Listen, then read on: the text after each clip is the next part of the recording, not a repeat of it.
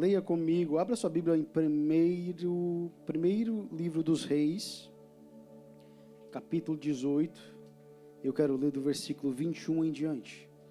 Primeiro livro dos Reis, do 18, do capítulo 18, versículo 41 em diante, melhor. 41 em diante. 18:41.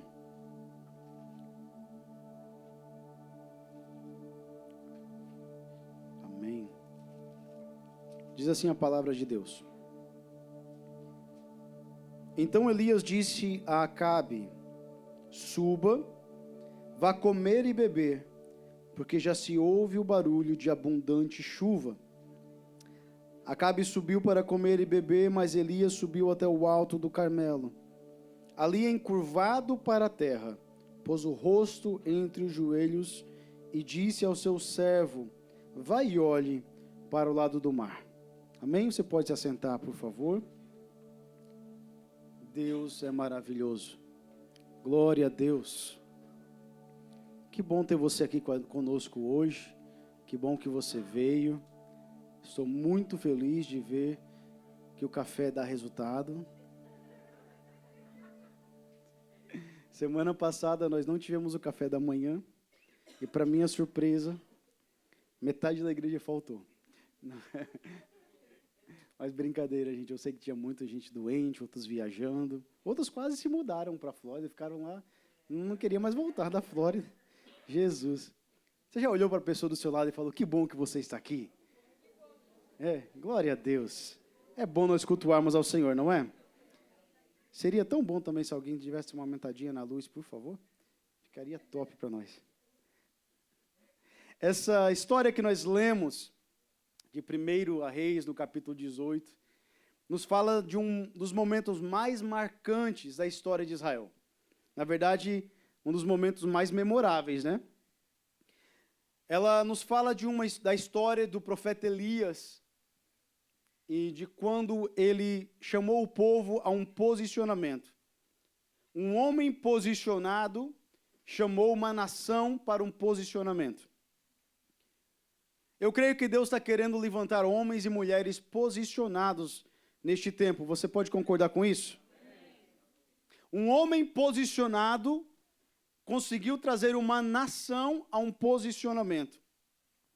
E por ele ser um homem posicionado, que sabia quem era e sabia quem servia, ele fez coisas que nenhum outro profeta fez na história de toda a Bíblia, de toda a humanidade.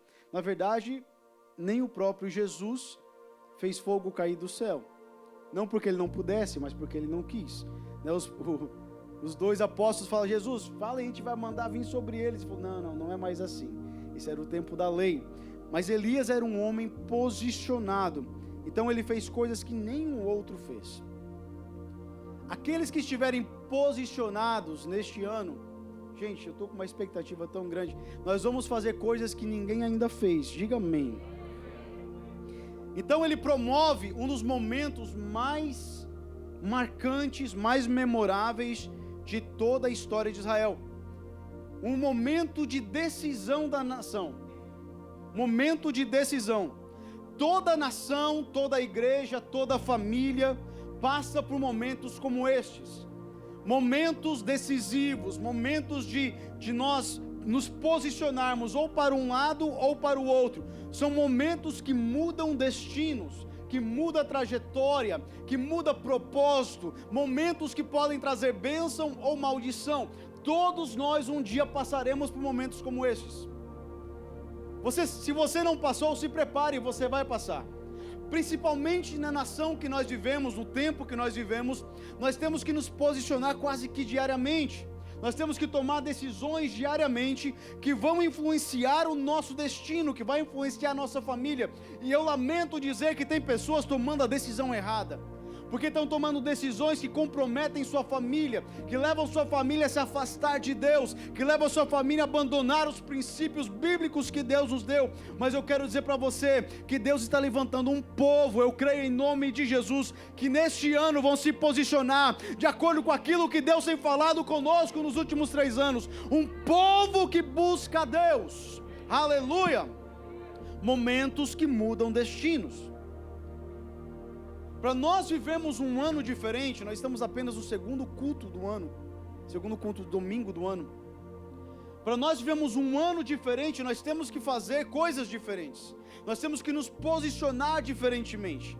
Nós temos que fazer uma retrospectiva de 2024, 2023, 2022 e olhar onde nós falhamos, onde nós tomamos a decisão errada, onde nós nos posicionamos errado. Irmão, todo pai deve fazer isso na criação dos seus filhos, todo crente deve fazer isso no seu relacionamento com Deus, o que deu certo, o que não deu certo, o porquê que não deu certo, o porquê deu certo. Nós devemos analisar a nossa vida, porque se nós fizermos as mesmas coisas, andarmos nos mesmos caminhos, com as mesmas amizades, com as mesmas decisões, se nós focarmos nas mesmas coisas, o nosso destino, o nosso resultado será o mesmo. Você pode dizer amém por isso? Então Deus está buscando homens como Elias, posicionado. E olha, nós não temos muita história de Elias, da sua criação, de como ele veio a crer em Deus. Elias aparece no capítulo 17 de 1 Reis do nada, como um profeta, reconhecido já como um profeta, e ele se posiciona contra tudo que a nação estava fazendo. Ele se posiciona não só contra aquilo que a nação estava fazendo, ele se posiciona contra aquilo que o povo estava fazendo, que a religião estava fazendo, que a cultura estava fazendo. Elias era aquele crente quadrado. Você já ouviu falar dos crentes quadrados? Que não faz nada que é legal hoje em dia, não faz nada que todo mundo está fazendo. Era Elias, cara. Aí você olha para o resultado de Elias e você vai dizer, eu acho que ele estava certo. Ele se posicionou contra tudo que o sistema estava fazendo. Deus está chamando um povo para se posicionar, não de acordo ao sistema do mundo, não de acordo aos moldes do mundo, mas que nós nos moldemos aos princípios, aos valores, aquilo que Deus tem falado. Deus está chamando um povo que realmente é escolhido, geração eleita, sacerdócio real, nação santa, povo adquirido por Deus. Irmão, você não é qualquer um, você é nação santa, você é povo escolhido, nação, Deus escolheu você. Posicionamento, decisão. Tudo que Deus vai requerer de nós, tudo que Deus tem para nós neste ano, começa com posicionamento, começa com decisão. Talvez alguns de nós fizemos metas e planos na virada do ano, e eu estava ouvindo ontem que parece que o dia 12, eu não sei se é o dia 12 ou o dia 11, é considerado o dia da desistência. Você sabia disso? 11 ou 12 dias após nós tratarmos metas, é considerado o dia da desistência. Muitas pessoas desistem depois de 11 ou 12 dias. O posicionamento não foi firme o suficiente para continuar aquilo que colocou no coração. Deus está chamando a gente para posicionamento, mas não posicionamento que nós vamos mudar quando saímos do culto. Não posicionamento, não decisão que vai mudar quando o pastor parar de pregar, quando a emoção parar de aflorar. Não. Deus está chamando um posicionamento que vai mudar o nosso destino, que vai mudar as nossas vidas, que vai mudar as nossas famílias. Irmão, se eu fosse você, eu tinha levantado a mão, porque Deus está querendo mudar a tua família. Deus está querendo mudar a tua casa. Deus está querendo mudar o teu destino. Alguém me falou por esses dias, falou, pastor, eu posso ver hoje na igreja um movimento acontecendo como acontecia na igreja católica, ou como acontece na igreja católica. A igreja católica é considerada a religião daqueles que não são praticantes. A religião católico não praticante. Você já ouviu essa frase? Quantas vezes eu pergunto, você qual religião? Não, eu sou católico, cristão, só que eu não sou praticante. O problema é que os evangélicos estão entrando pelo mesmo molde. Evangélicos não praticantes. Ah, pastor, isso não acontece. Olha que acontece. Olha que acontece. Evangélicos não praticantes. Eu creio em Deus. Eu já fui batizado no Espírito Santo. Eu acho que eu nasci de novo. Só que eu não pratico a minha fé. Deus não está buscando pessoas que não praticam fé. Deus está buscando pessoas posicionadas, praticantes da sua fé. Paulo, escrevendo a Tito, falou assim: Tito, você tem fé? Então mostra através das suas obras. É posicionado. Deus está buscando pessoas posicionadas. Irmão, não pare, não seja igual os católicos não praticantes não, viu? Pelo amor de Deus. Porque o padre não vai na sua casa, mas o pastor vai. O pastor sabe onde você mora, tem seu telefone. Mas nós não podemos ser evangélicos não praticantes. É impossível. É impossível você nascer de novo e não ser praticante. É impossível você ser cheio do Espírito Santo e não ser praticante. É impossível você provar da bondade de Deus e não ser praticante. É impossível você sentir a presença de Deus e não ser praticante. É impossível você receber. Ei, você está me entendendo? Então, ou nós somos ou não somos, ou nós temos posicionamento ou nós não temos. Não tem como ser crente pela metade. Elias se levantou no meio da nação e falou: ou nós servimos a Deus ou nós servimos a Mamom. Decida hoje a quem você quer servir. Não existe meio termo. Não existe meio termo. O muro foi construído pelo inimigo. Ele é dono do muro.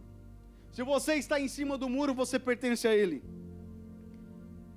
Nós não podemos ser regenerados, Daniele, justificados, santificados e não sermos praticantes. Porque aquele que uma vez foi regenerado, justificado, santificado, entendeu a graça, entendeu o amor, entendeu a misericórdia, entendeu que não vale nada, entendeu que não é digno de nada, mas Deus ainda assim aceitou, Deus ainda assim nos buscou, Deus ainda assim nos amou. Como não ser praticante? Como não amar um Deus que nos resgatou quando nós não merecíamos? Será que eu estou pregando para alguém aqui? Então Deus está nos chamando a uma postura, a um posicionamento. Elias promove uma decisão, um momento de decisão nacional.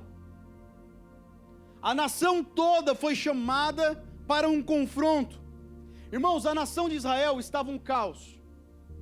A cultura estava um caos, o palácio corrompido, a religião estava corrompida, o culto ao Senhor tinha sido trocado por um culto a Baal. A nação estava totalmente em apostasia. Aí aparece um homem no capítulo 17, chamado Elias. E Elias se levanta no meio de uma nação e fala: não vai chover, como julgamento de Deus, como juízo de Deus, não vai chover nessa nação, enquanto eu não falar novamente. Olha a autoridade do homem. Não vai chover nessa nação, enquanto eu não falar novamente. Por quê? Porque Elias não bebia daquilo que estava fluindo do palácio. Elias não bebia daquilo que estava fluindo na cultura. Elias não bebia daquilo que estava fluindo da internet. Elias não bebia daquilo que estava fluindo das redes sociais. Elias não bebia daquilo que um pastor falou lá, um herege falou. Não. Elias bebia da fonte que vinha diretamente do céu. E ele falou: não vai chover, e não choveu. Deus está buscando homens e mulheres que querem parar de beber de fontes de internet e redes sociais e começam a beber da Bíblia, começam a beber da presença de Deus, beber dos céus. Irmão, para de beber de fonte de outros. Apocalipse fala de uma igreja que era morna. Jesus olha para ela e fala assim: olha, melhor que fosse fria ou quente, mas porque tu és morna, eu vou te vomitar da minha boca. Você sabe por quê? Eu aprendi há pouco tempo atrás. Porque aquela cidade não tinha fontes de água. Ela tinha que trazer água de outra cidade. Eles faziam aquedutos que traziam a água da outra cidade. Porém, quando a água chegava da outra cidade, a água já chegava morna, não era mais água fresca. E Deus falou: quem bebe água morna, quem bebe água de terceiros, eu vou vomitar da minha boca. Irmão, Deus quer colocar uma fonte dentro de você. Você não precisa beber de ninguém mais, não precisa beber de internet. Deus quer colocar uma fonte dentro de você que vai jorrar. Ei, Jesus! Deus ainda quer levantar homens e mulheres para falar a verdade onde muitos já se calaram. I'm gonna preach today. Hoje eu vou. Ei, Jesus. Tem muita gente bebendo de fonte de governo, viu? Tem muita gente bebendo de fonte de governo. Irmão, é só parecer política que o cara fica mais crente na política do que ele já foi no evangelho. Sangue de Jesus tem poder. Tem muita gente bebendo fonte de redes sociais. Não pode um pastor no outro lado do mundo falar uma coisa que ele faz uma doutrina e quer mudar tudo. Não, irmão. Deus está chamando homens e mulheres que querem beber dos céus. Elias bebia era dos céus, gente. Elias bebia diretamente de Deus. Ei, Deus está querendo levantar pessoas que não precisam de outra pessoa para acessar Jesus. Jesus já abriu o caminho. Ele é o único mediador. Você não precisa de ninguém mais. Ei, aleluia. Jesus falou assim, João 7,37. Se alguém tem sede aqui? Não, peraí, eu vou perguntar de novo porque a pergunta foi muito rápida, você não entendeu. Peraí. Alguém tem sede aqui? Então, se alguém tem sede, venha a mim e beba. Quem crer em mim, como diz a Escritura, do seu interior fluirão rios de água viva. Irmão, não precisa você beber fonte de ninguém mais. Deus quer colocar dentro de você uma fonte a jorrar para a vida eterna. Aleluia! E Deus está levantando um povo com sede. E Ele está dando de beber liberalmente. Aleluia! Elias se levanta no meio de uma nação. Nação toda corrompida, e ele se levanta. Mas antes dele falar com a nação, ele foi falar com Deus da nação. Antes de confrontar a nação, ele vai conversar com Deus da nação. Porque para você, antes de você ser usado, você precisa primeiro estar posicionado. Você precisa primeiro de identidade. Você precisa conhecer o Deus que você serve. Irmãos, eu creio que em 2025 Deus está prestes a romper algo. Sabe quando você sente assim que algo está prestes a estourar? Está prestes a romper. Mas muitos estão querendo aquilo que vai fluir do romper, sem conhecer o Deus que vai fazer romper. Estou falando com alguém aqui? Muitos estão querendo parar os céus, pararem a chuva, mas não querem ouvir de Deus que não vai mais chover. Querem mudança na família, mas não se posicionam, não se quebrantam, não mudam. Querem que as nações conheçam seus nomes, mas não é conhecido de Deus um secreto. Enquanto nós apenas falarmos, nada vai mudar. Posicionamento não é falar. Posicionamento não é falar. Posicionamento requer ação. Eu não recebo autoridade quando eu falo. Eu recebo autoridade quando eu estou no secreto. O meu falar é consequência daquilo que eu vivo. Primeiro eu vivo para depois falar. Então Elias se levanta no meio dessa nação e fala: não vai chover. Passam 3 anos e meio de seca na nação. O próprio Elias foi afetado pela seca. Mas 3 anos e meio depois, no capítulo 18 que nós lemos, logo no versículo 1, olha o que Deus fala para Elias. Muito tempo depois, no 3º ano da seca, a palavra do Senhor veio a Elias dizendo, no capítulo 18, versículo 1 melhor: vá apresentar-se a Acabe, porque farei cair chuva sobre a terra. 3 anos e meio depois, Elias recebe uma palavra de Deus: vai se apresentar ao rei Acabe, eu vou trazer chuva sobre a terra.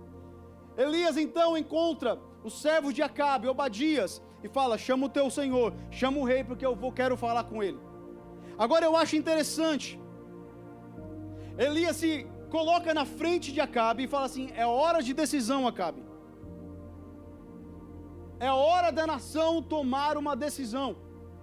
Todos nós precisamos passar por esses momentos de decisão. Qual Deus nós vamos servir? Quem é o nosso Senhor? Nós servimos a Baal, as riquezas, os nossos luxos, o sonho americano, nós servimos os nossos próprios desejos, nós servimos os nossos lazeres, ou nós servimos a Deus? Irmão, comece o ano tomando uma decisão definitiva a quem você serve. Comece o ano tomando uma decisão definitiva de servir o Senhor. A quem nós servimos? Porque aquele que nós proclamarmos ou declararmos que nós serviremos, as nossas ações e decisões devem comprovar isso. Não é apenas falar eu sirvo o Senhor, mas depois as minhas ações e as minhas decisões provam outra coisa diferente. As minhas ações e decisões, tudo que eu faço devem provar a minha fé. Devem provar a minha fé. Nós só temos uma vida para fazer algo para Deus. Já parou para pensar nisso? Nós só temos uma vida para fazermos algo para Deus.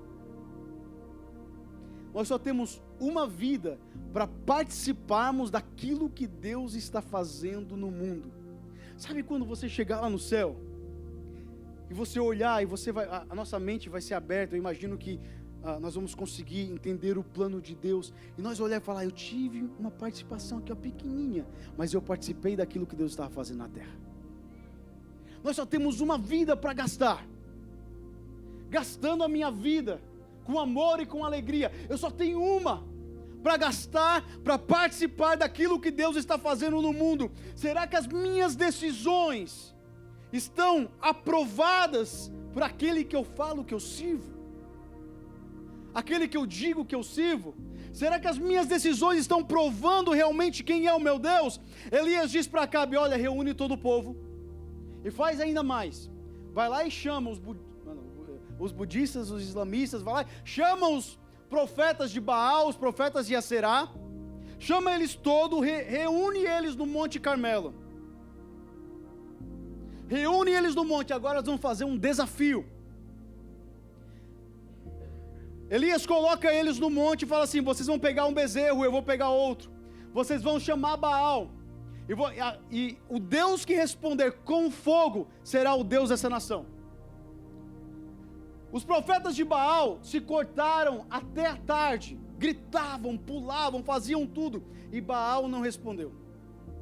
Aí Elias então prepara o seu novilho, você conhece bem a história, prepara o seu altar, ele coloca água no altar, e ele invoca Deus, e a oração dele está no capítulo 18,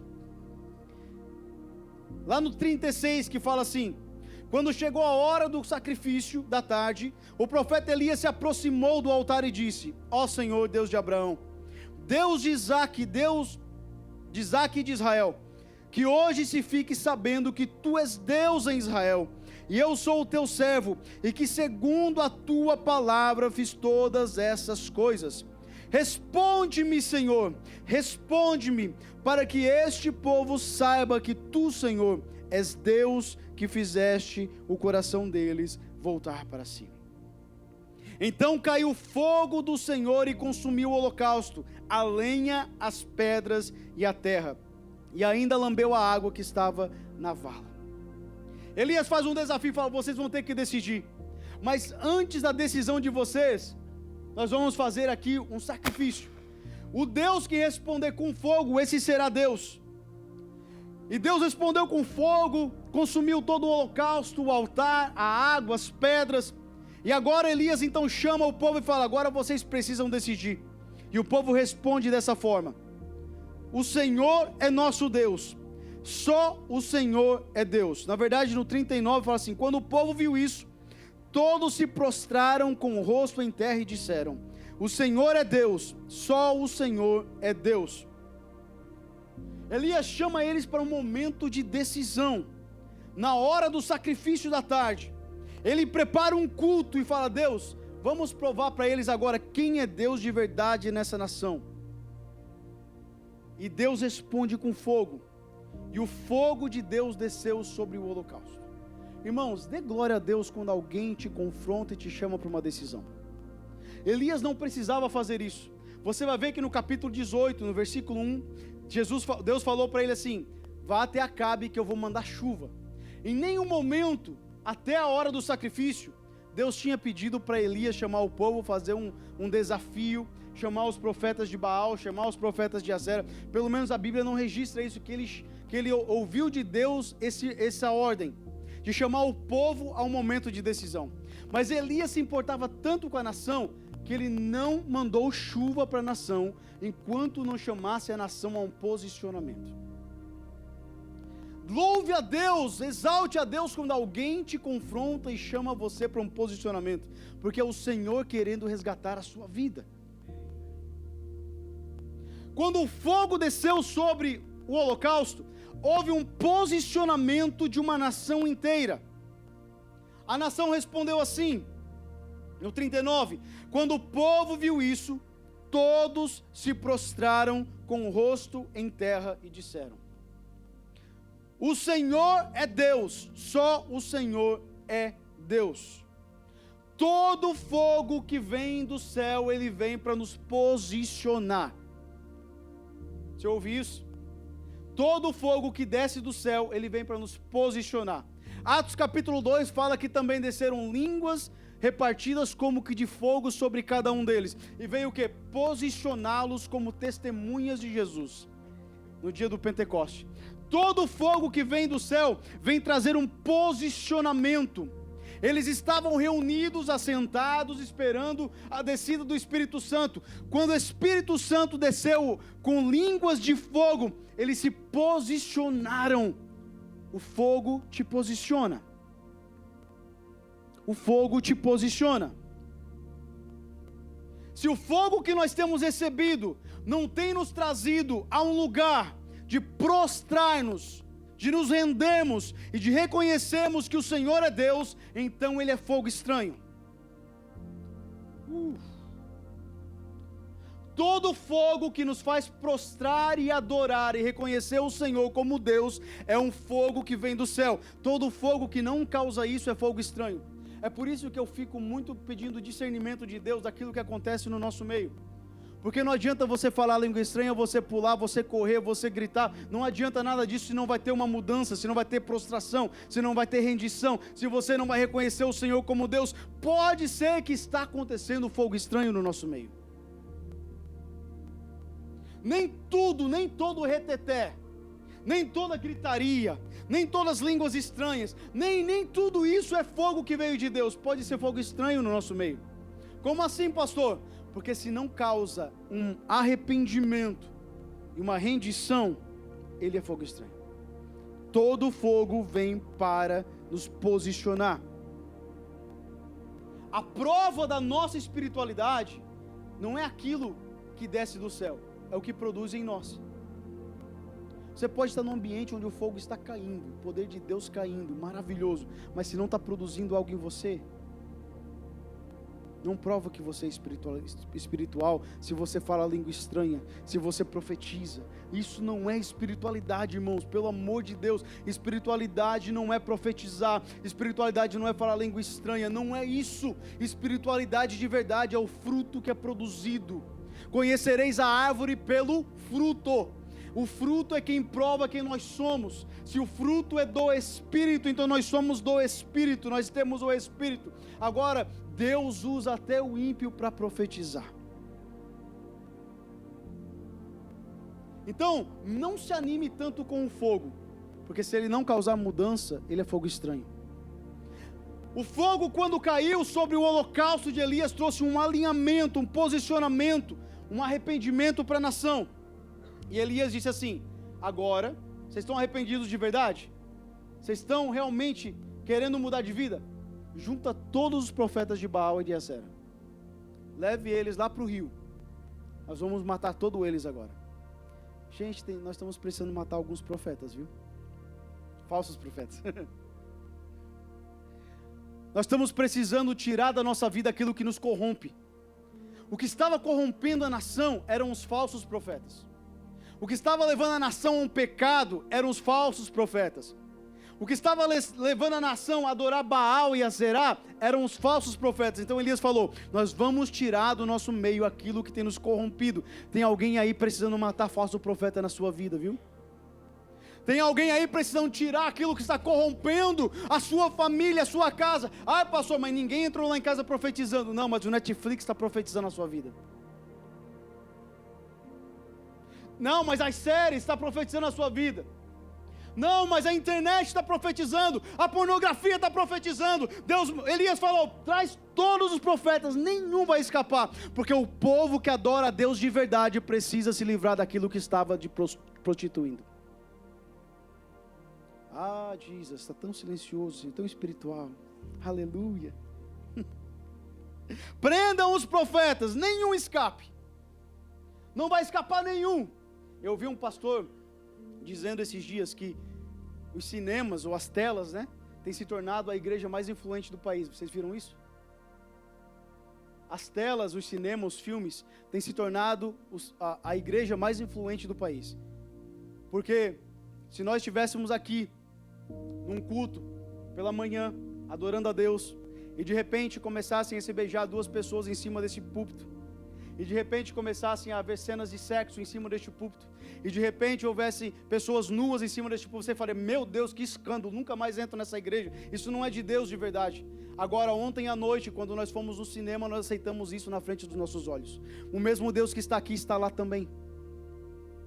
As telas têm feito nós aceitarmos coisas que nós não aceitaríamos em nenhum outro lugar. A prostituição tem entrado pelos olhos. E se os teus olhos são maus,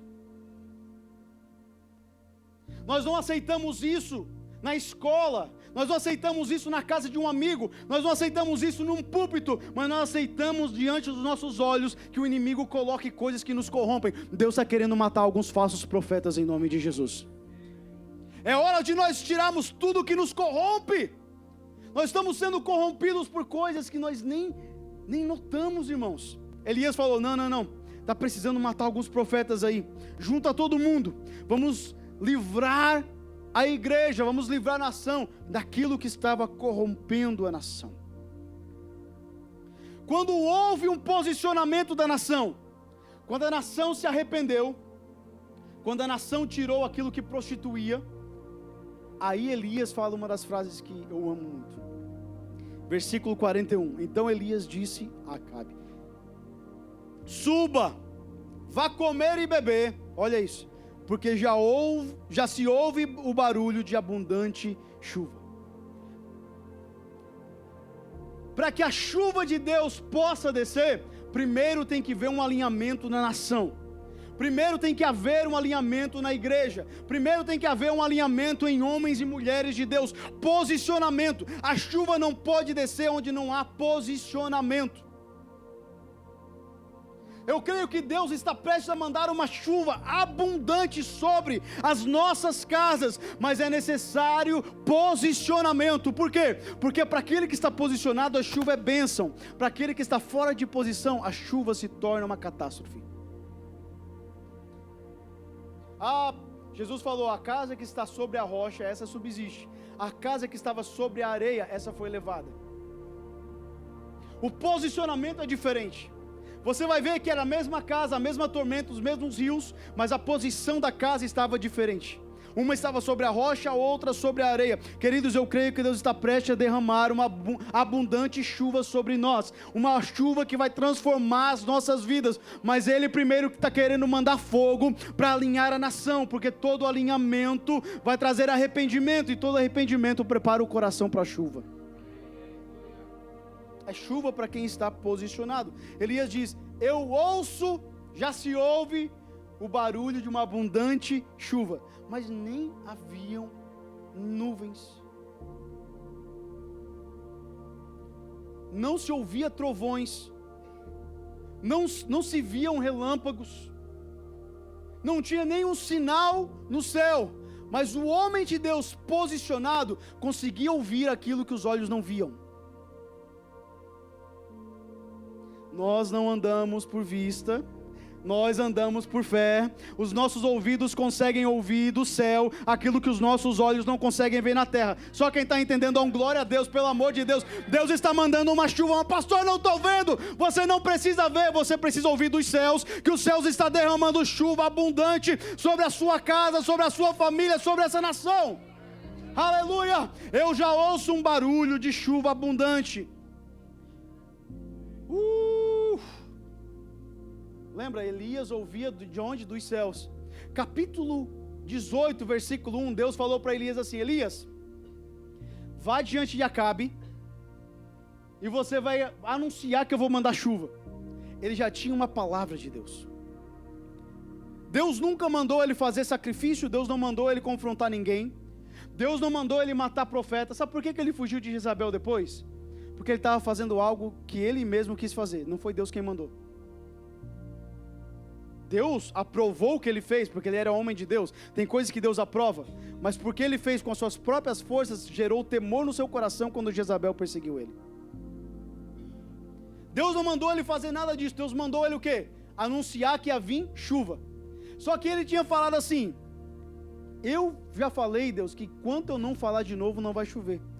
E eu acho que a nação não está preparada. Então antes de eu falar de novo que vai chover, eu preciso preparar o coração da nação. Eu preciso trazer a nação de volta para um alinhamento com Deus. Eu preciso trazer a nação de volta a um posicionamento, porque é a minha palavra que está em jogo. Aí o que Elias faz? Ele promove todo aquele sacrifício para resgatar uma nação que não queria ser resgatada. É por isso que eu falei, irmãos, ore e glorifique a Deus quando alguém se importa tanto com a sua vida para te incomodar e te chamar para um posicionamento. Quando alguém vai na tua casa e fala assim, olha irmão, estou preocupado com a tua família.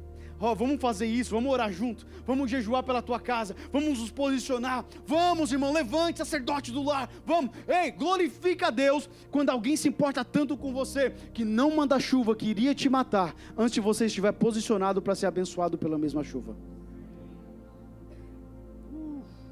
Eu ouço um barulho de abundante chuvas, mas não tinham nuvens, não tinha trovões, não tinha relâmpagos, não tinha sinal nenhum. Nós não andamos pela vista, irmãos, preste atenção. Eu estou ouvindo que neste ano Deus está começando a preparar um barulho de abundante chuva. Você está conseguindo ouvir também? Será que os seus ouvidos estão sensíveis para ouvir que Deus está prestes a fazer algo romper nessa nação, algo romper sobre essa igreja? Uma abundante chuva está para chegar, mas pastor, eu não estou vendo, o meu esposo nem é crente, os meus filhos não querem igreja, mas eu já ouço um barulho de abundante chuva. Levante a sua mão e diz: Senhor, eu recebo.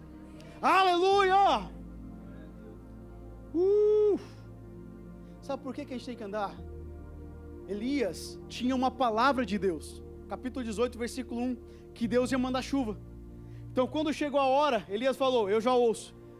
Irmãos, por que Elias falou: eu já ouço um barulho? Porque ele sabia a palavra que Deus tinha falado. Quem conhece a palavra de Deus, quem anda sob uma palavra de Deus, pode falar mesmo sem ver, sem esperar, sem conseguir enxergar. Quem anda pela palavra de Deus declara aquilo que Deus já falou. Para, irmão, você precisa começar a declarar aquilo que Deus já falou sobre você. Deus, o Senhor falou que os meus filhos seriam, que a minha esposa seria, que a minha casa seria, que o meu ministério seria. O Senhor falou que prosperaria. Por quê? Eu não estou vendo, mas eu ouço um barulho de abundante chuva. Ei, eu estou ouvindo. A fé é o quê? O firme fundamento das coisas que se esperam. E o quê? A prova das que não se veem. Irmão, Deus está mandando a gente andar no firme fundamento das coisas que nós esperamos. E elas serão, a nossa fé será a prova daquilo que nós não vemos. Eu não consigo ver ainda, não tem problema. Minha fé prova que vai acontecer. Elias, você está doido, Elias? Acabou de cair fogo, agora você está querendo chuva. Duas coisas que são totalmente opostas. Acabou de Deus mandar fogo, você está querendo chuva. A minha fé está falando que uma chuva está por vir sobre a tua casa, sobre a tua família, sobre a tua nação. Quem ouve os céus não precisa ver. Quem ouve os céus não precisa ver. Quem ouve os céus não precisa ver. Eu vou continuar até você dar glória a Deus. Quem ouve o céu não precisa ver. Você não precisa ver. Irmãos, Paulo falou assim: a fé que nós vemos não é fé. Se nós andamos por aquilo que nós vemos, não é fé. Mas sem fé é impossível agradar a Deus. Então Deus não quer que a gente ande por aquilo que a gente vê. Deus quer que a gente ande sem ver, confiando na palavra que Ele determinou. A palavra que Ele declarou sobre a sua vida vai se cumprir. Não estou vendo, pastor, parece impossível, pastor. O Deus que nós servimos é um Deus dos impossíveis. Aleluia! Agora preste atenção, o que aprovou o ministério de Elias não foi o fogo caindo do céu, foi a chuva descendo. Porque Elias falou assim: não vai chover enquanto eu não der outra palavra.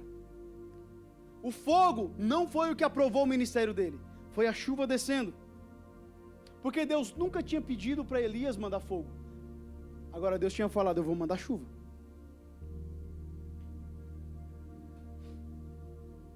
Quando Elias falou: eu ouço um barulho de abundante chuva, ele manda Acabe subir para comer e beber, e ele sobe para o alto do Carmelo.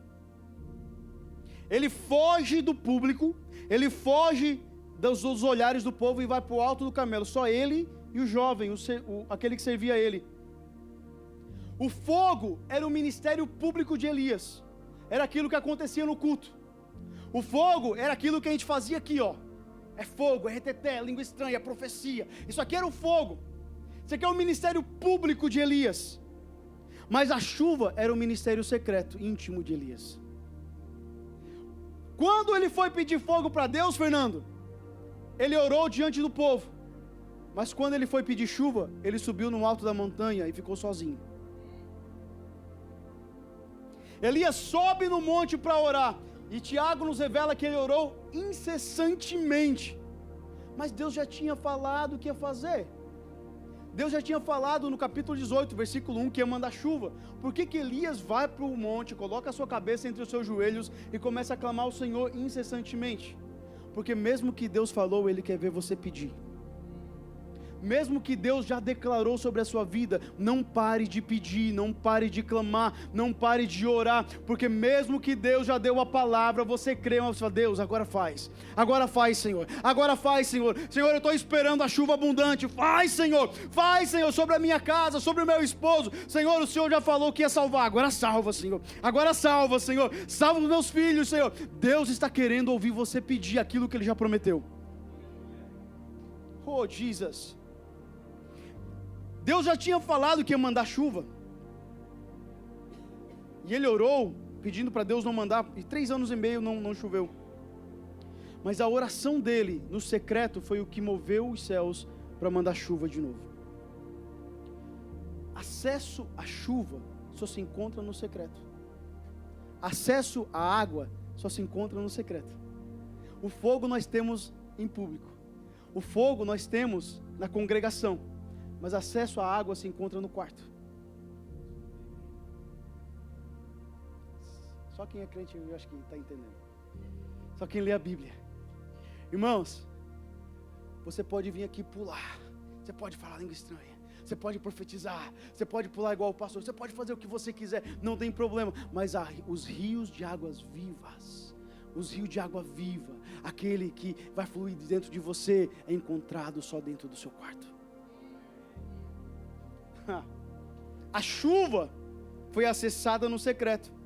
Agora preste atenção. O ministério do Espírito através do fogo, o ministério do Espírito Santo através do fogo, ele pode ser falsificado. Você sabia disso?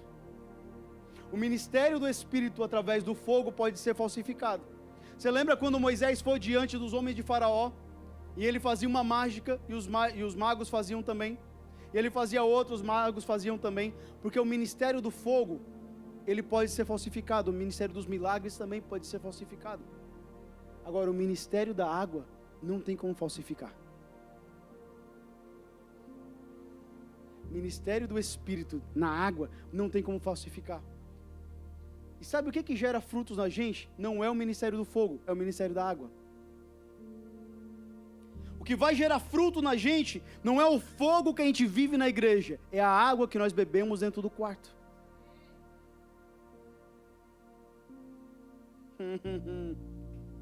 É impossível falsificar o ministério do fluir do Espírito.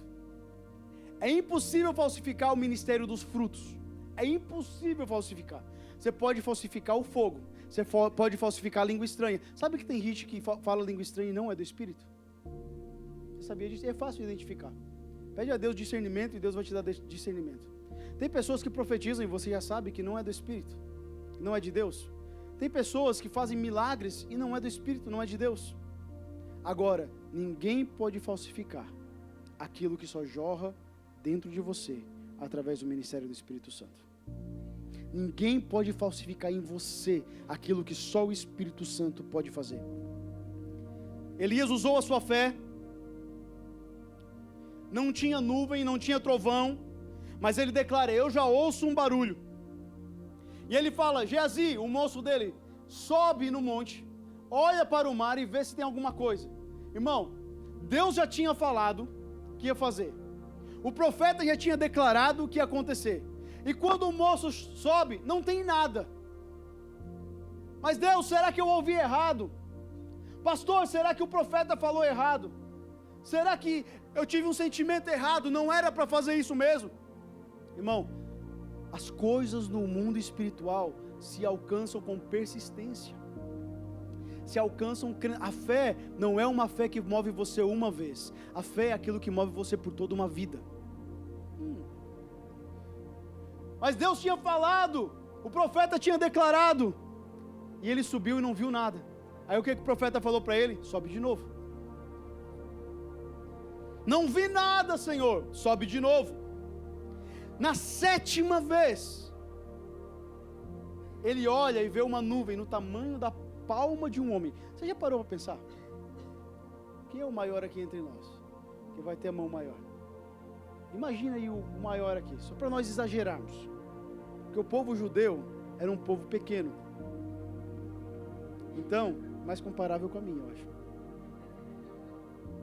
O povo de Deus, para ser usado, tem que ser baixinho e pequeno. Ó, eu vejo uma nuvem do tamanho da mão de um homem. Irmãos, olha para o céu quando você sair daqui e olha o tamanho das nuvens que nós temos. Ele olhou para o mar e ele viu o tamanho da palma da mão de um homem. Se fosse nós falaríamos: meu Deus, o Senhor falou que iria fazer, eu falei para toda a igreja que Deus ia fazer, e agora o Senhor manda uma nuvem no tamanho da mão de um homem. Como assim, Senhor? Olha a vergonha que eu vou passar. Olha a vergonha agora, eu vou ser envergonhado diante de toda a nação. Eu falei que eu ouvia um barulho do quê? Abundantes chuvas. Não seria a nossa reação? Senhor, eu falei que o Senhor ia transformar essa nação, essa igreja. Eu falei, Senhor, que o Senhor iria mudar esse estado. Eu falei que nós iríamos alcançar todos os povos, tribos e nações. E Deus, e agora? O que está acontecendo? Só tem brasileiro, mas tem já uma hispana aqui, em nome de Jesus. É a nuvem no tamanho da mão de um homem. Aleluia. Aí o que Elias faz? Olha o que Geazi fala, isso é lindo. Eis que se levanta do mar uma nuvem pequena como a palma da mão de um homem. Então Elias diz assim: olha como que a gente tem que andar em fé, gente. Uma nuvem na palma da mão de um homem. Elias fala assim: vai lá, fala para Acabe uma coisa. O que é? Apronte o seu carro e desça, para que a chuva não te detenha. A nuvem do tamanho da mão de um homem.